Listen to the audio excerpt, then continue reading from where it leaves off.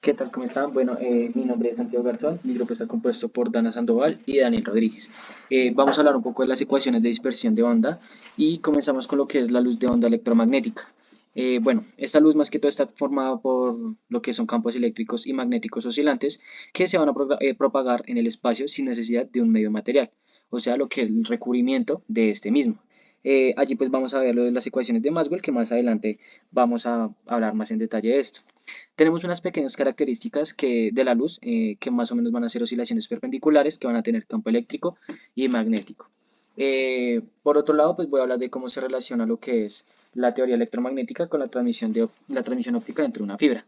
Vamos a tener un poco de ecuaciones de Maxwell, que esto nos va a describir cómo se propagan las ondas electromagnéticas y también allí cómo la fibra óptica va a ser una onda electromagnética guiada dentro de un núcleo de índice de refracción. También vamos a hablar sobre la ley de Snell y reflexión interna total, como lo hemos venido hablando un poco en clases, que pues más que todo esto se deriva de las teorías electromagnéticas, pues se explica cómo la luz va dentro de la fibra mediante reflexión interna y pues depende de su núcleo y la cubierta. Por otro lado tenemos lo que son modos de propagación, esto allí más que todo va a ser la solución de ecuaciones de Maxwell que vamos a tener sobre las fibras ópticas. También vamos a hablar sobre fibras monomodo y multimodo, que más adelante nos lo van a explicar uno de mis compañeros. También tenemos lo que es dispersión y atenuación. Pues más que todo la dispersión está pues, relacionada con la velocidad de fase de los modos, como ya lo había mencionado, multimodo o monomodo, dependiendo las propiedades dieléctricas del material. La atenuación pues va a ser la pérdida de absorción del material y dispersión, con todo relacionado con la teoría electromagnética. Y unos efectos, por decirlo así, no lineales, va a ser la alta potencia de mezcla en cuanto a las ondas, de modulación, fase y dispersión. Bueno, las ecuaciones de Maxwell fueron publicadas por el científico James Clerk Maxwell en el año 1860. Estas ecuaciones nos indican cómo los elementos cargados proporcionan una fuerza eléctrica y una fuerza magnética. Sin embargo, Maxwell combinó estas cuatro ecuaciones realizadas con las de Faraday, Gauss y Ampère. La primera ley, que es la ley de Gauss para el campo eléctrico, esta ley nos explica que el campo eléctrico está relacionado con cargas eléctricas. En este caso, en una fibra óptica, como no hay cargas libres, por lo que el campo no tiene fuente, significa que el campo eléctrico fluye suavemente a través de la fibra. Esta es la divergencia del campo eléctrico que mide el flujo eléctrico que sale y entra dentro del punto. Esta es la densidad de carga eléctrica y la permitividad del vacío. Por otra parte, tenemos la segunda ley, que es para el campo magnético, la segunda ley de Gauss, y esta nos explica que no existen cargas magnéticas aisladas.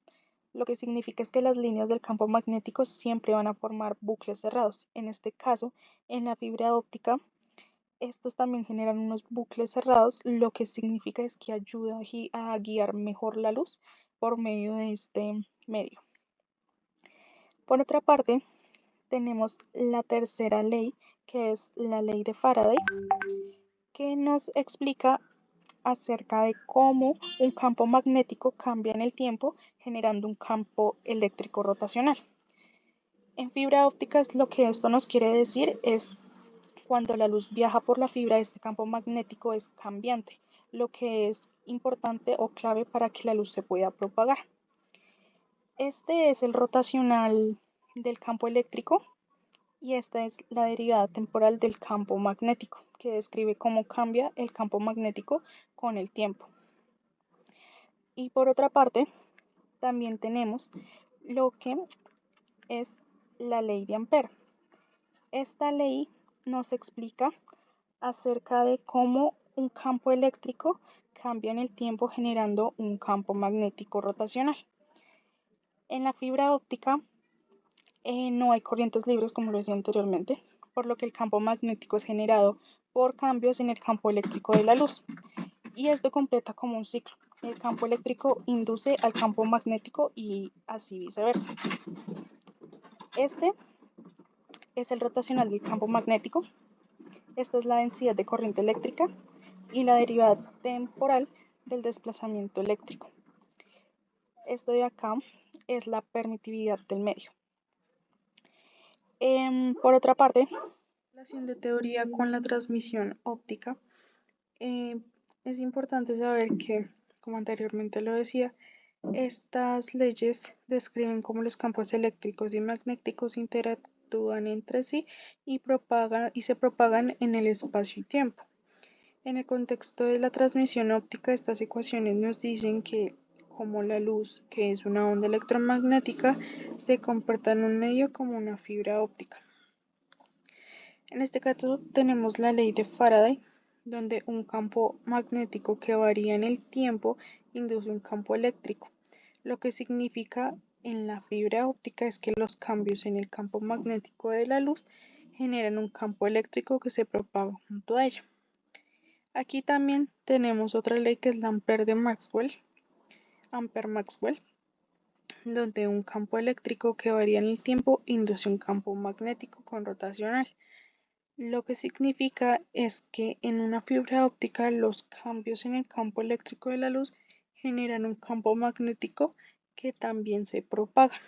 Bueno, siguiente a esto, vamos a con las ecuaciones de la fibra óptica. Se tiene que tener en cuenta que la fibra óptica es eh, una onda electromagnética y pues se propaga por el medio, digamos, del núcleo de la fibra.